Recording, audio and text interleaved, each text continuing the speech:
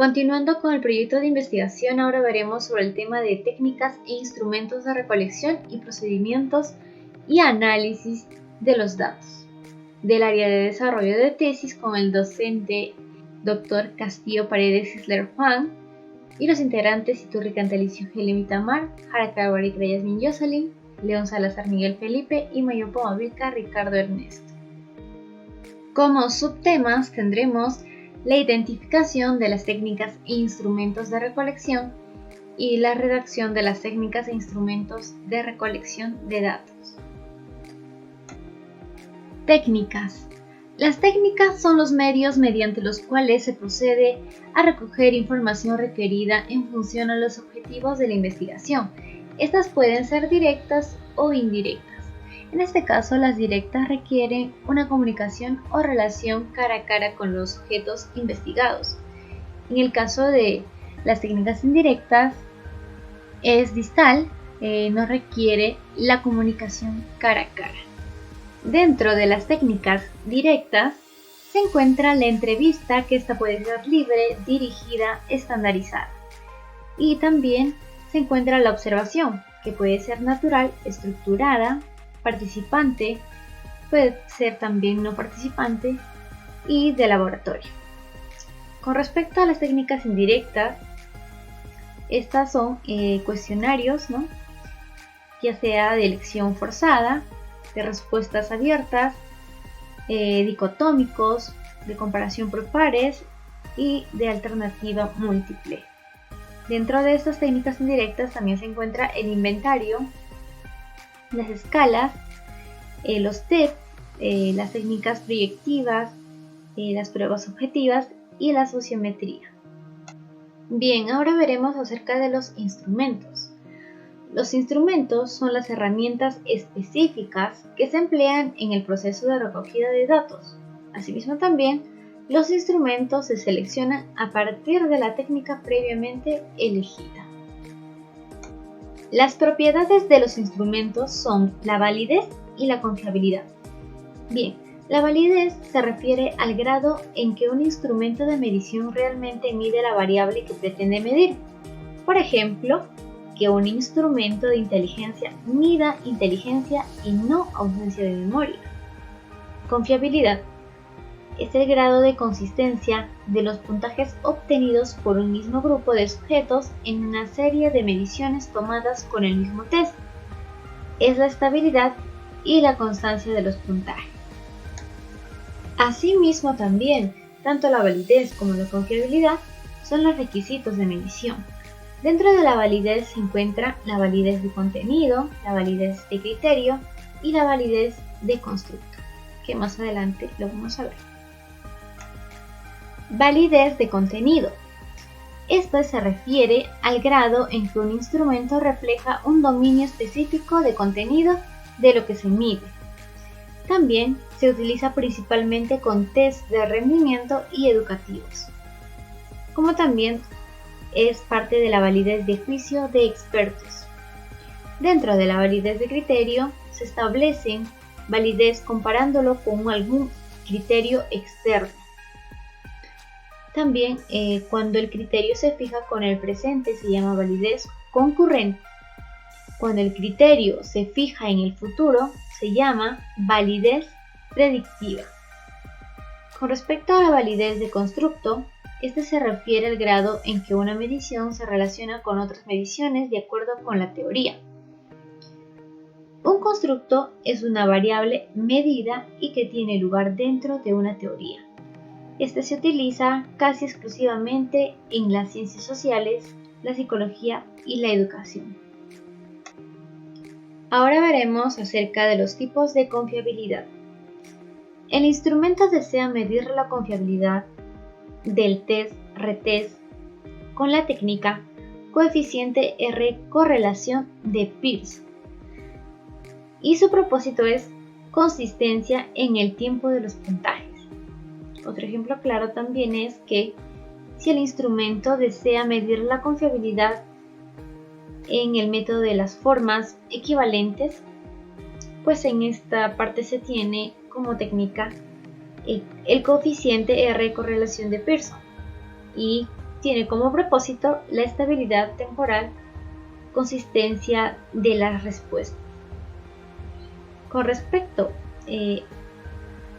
al método de división por dos mitades, para medir la confiabilidad se tiene Pearson, Spearman,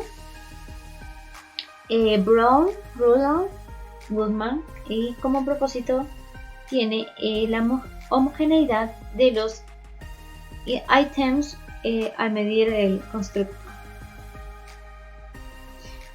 Y bueno, como último, si el instrumento desea medir la confiabilidad del análisis de homogeneidad de los ítems, se tiene como técnica, en este caso, al KR20, y tiene como propósito el coeficiente de fiabilidad como consistencia interna para ítems dicotómicos KR20.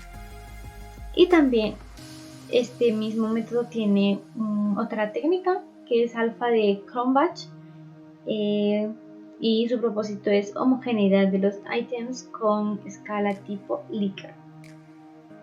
Factores que afectan a la validez y confiabilidad. Uno de los factores que afecta a la validez y confiabilidad de nuestra investigación es la improvisación en la medición y selección del instrumento. A veces determinan el tema de investigación por el instrumento que van a aplicar, cuando en realidad debería de ser al revés, ¿no? Primero establecer el tema de investigación y posteriormente seleccionar el instrumento adecuado. Como segundo factor tenemos a la utilización de instrumentos extranjeros sin previa adaptación y estandarización. Estandarizar quiere decir que el instrumento tiene todas las condiciones para ser aplicado bajo las mismas condiciones a todos los sujetos. Como tercer factor tenemos al instrumento inadecuado a las personas que se les aplica.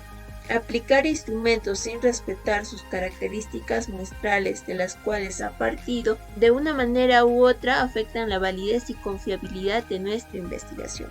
Por último, tenemos las condiciones en las que se administra el instrumento de medición. Es un factor que debemos de tener en cuenta para administrar nuestros instrumentos de medición. Además, podemos considerarlo como una limitación de la investigación, porque puede ser una variable que atente contra los resultados. En este apartado veremos acerca de la redacción de los procedimientos para la recolección de información, considerando los criterios éticos.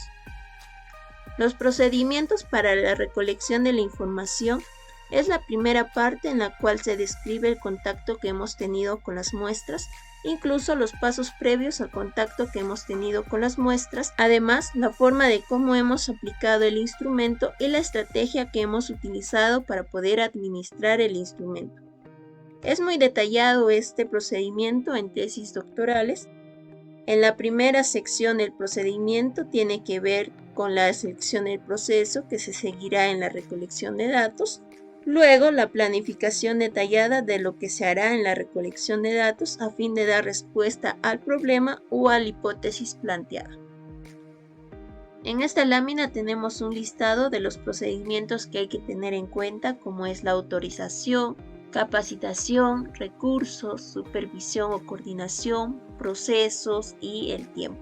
En los procedimientos de autorización hay que detallar de cómo accedimos o cómo obtuvimos el permiso, que puede ser mediante un consentimiento informado en la que se menciona todo el proceso de manera detallada. Por ejemplo, si queremos trabajar con menores de edad, pues hay que tener la autorización de los apoderados, ¿no? Los investigadores consideran consentimiento informado por cada instrumento o de acuerdo a la muestra o el especialista al cual nos vamos a dirigir.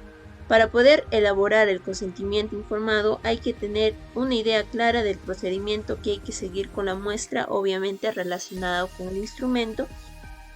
Y una vez redactada el consentimiento informado, hay que buscar el consentimiento informado en sí. Las características que tiene el consentimiento informado es que su participación es voluntaria y la identidad del participante se trata de manera confidencial.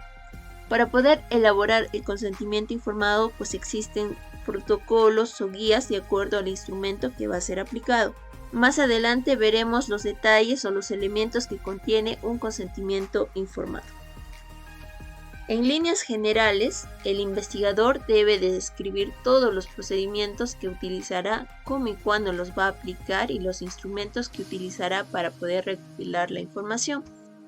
Y cuando apliquen procedimientos o técnicas ya estandarizados o documentados en la literatura, pues se debe hacer una breve descripción e indicar la bibliografía donde se brindan todos los detalles de dichos procedimientos y técnicas. Un consentimiento informado debe de describir con detalle todos los procedimientos que se utilizará para poder controlar los factores que amenazan la validez y confiabilidad de los resultados. Además, deben de anexar al protocolo los instrumentos que serán utilizados como cuestionarios o hojas de registros, entre otros, indicando en qué etapa de su elaboración se encuentra. En caso de que tenga algún incentivo especial o tratamiento que recibirán los sujetos para su participación, también se debe de especificar en el consentimiento informado. En caso de que haya algún tipo de remuneración, pues hay que especificar el monto, la modalidad de entrega, el tiempo y la razón por el cual el pago es requerido. También indicar cómo será mantenida la confidencialidad de la información de los participantes en el estudio. Procedimientos para garantizar aspectos éticos en las investigaciones. Un consentimiento informado debe incluir los objetivos y propósitos del estudio, procedimiento experimental, riesgo conocido a corto o largo plazo, posibles molestias, beneficios anticipados de los procedimientos aplicados, duración del estudio, los métodos alternativos disponibles, la suspensión del estudio cuando se encuentren efectos negativos y la libertad que tienen los sujetos de retirarse del estudio en cualquier momento que ellos deseen. En este punto 4 hablaremos acerca de la redacción de las técnicas de análisis para la contrastación de las hipótesis. En este cuadro se muestra del análisis que vamos a realizar y las técnicas estadísticas más utilizadas. En esta parte las hipótesis que nos hemos formulado ya se convierten en hipótesis estadísticas porque lo vamos a poner a prueba recurriendo a las estadísticas. Ejemplo, para hallar qué hay en los datos, las técnicas estadísticas pueden ser la media, mediana y la moda. Para estimaciones y predicciones podemos utilizar la estimación de puntos e intervalos o regresión.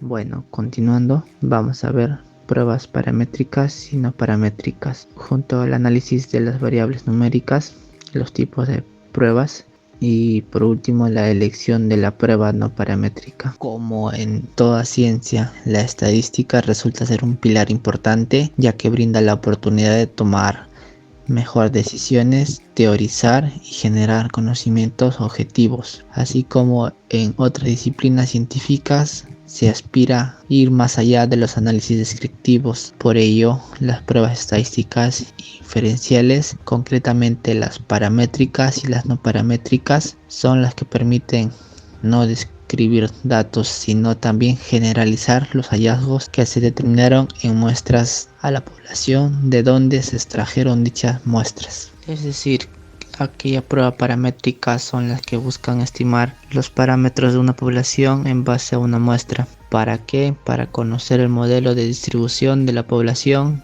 que presentan variables cuantitativas continuas que por lo tanto son medibles. Y mientras más grande sea la muestra, más exacta será la estimación, y mientras más pequeña, más distorsionada será la medida de la muestra. ¿Cuáles son las ventajas? Las ventajas es que tienen más poder de eficiencia, mejor sensibles a los rasgos de los datos recolectados, menos posibilidad de errores y dan estimaciones probabilísticas bastante exactas. Y las desventajas de las pruebas paramétricas son que son complicadas de calcular y limitaciones en los tipos de datos que se pueden evaluar. Para el análisis con variables numéricas, por ejemplo, describir un grupo paramétrico es chi cuadrado y no paramétrico una mediana, el rango o el intercuartil. También para comparar un grupo de un valor como el t-student de una muestra y en no paramétrico la prueba Wilcox. También comparar medias en 3 o más grupos. Paramétrico la NOVA y el no paramétrico el Kurzweil. Y por último la correlación entre dos variables. En paramétrico la Pearson lineal y en no paramétrico la Spearman, la monotómica. Análisis de varianza ANOVA simple o de un factor estadístico F. Las características son escala de medición de los datos e intervalo de razón, distribución de los datos normal, tamaño de muestra mayor a 30 participantes. El objetivo, evaluar la diferencia entre los puntajes de 3 o más muestras o grupos independientes. Y otro importante, la ANOVA para una muestra relacionada. Sus características es la escala de medición de los datos, intervalo o razón, distribución de datos normal para tamaño de muestra mayor o igual a 30 participantes, y su objetivo es evaluar la diferencia entre los puntajes de 3 o más momentos distribuidos de una muestra o grupo. La prueba de T-Student son para grupos independientes, donde la escala de medición de los datos en intervalos o razón y la distribución de datos es normal para tamaño de muestras menores o igual a 30 participantes de cada muestra. Homogeneidad de las varianzas, y el objetivo es evaluar la diferencia entre los puntajes de dos muestras o grupos independientes. Para T-Student, para una muestra relacionada, las características son escala de medición de los datos en intervalos o razón, tamaño de muestras para mayores o igual a 30 participantes, la distribución de los datos normal, la homogeneidad en la varianza, y el objetivo es evaluar la diferencia entre los puntajes de una muestra medidos en dos momentos diferentes. Las pruebas no paramétricas engloban una serie de pruebas estadísticas que tienen como denominador común la ausencia de asunciones acerca de la ley de probabilidad que sigue la población de la que ha sido extraída la muestra. Por esta razón es común referirse a ellas como pruebas de distribución libre. Bueno, hasta aquí llegamos con la exposición. Muchas gracias por prestar atención. Hasta la próxima.